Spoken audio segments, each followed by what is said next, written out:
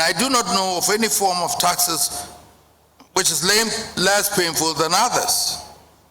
So alas, governments of all hues will raise such taxes as they find necessary to meet our needs. And alas, if we are good citizens, we have to pay our taxes. We elect people to represent us to make sure there's some equilibrium in what governments do.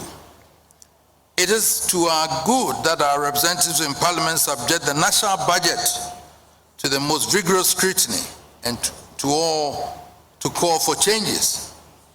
Governments must always also have the humility to acknowledge and embrace useful inputs from all sources. But our representatives need to also bear in mind that it is not their role to either determine policy for the executive or to frustrate them from performing their legitimate duties. The good thing is, in a democracy,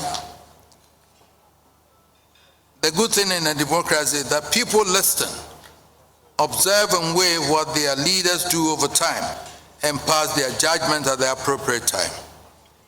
So our parliamentary representatives can be assured that their contributions in the houses are not wasted.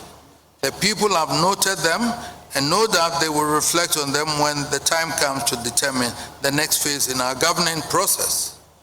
That may be 2 years away, but that is what democracy demands. What is important now is for them to turn down the temperature and allow the process of governance to proceed so that the people retain their exclusive right to pass judgment on how they have been governed at the appropriate time. The captains of business and finance gathered here tonight need the certainty in our political climate to facilitate their successful operations. The global investment community seeks the certainty of our democratic commitment to encourage them to purchase our gold and invest in our economy. And the good people of Ghana want the reassurance that the democratic path that they have chosen remains irreversible.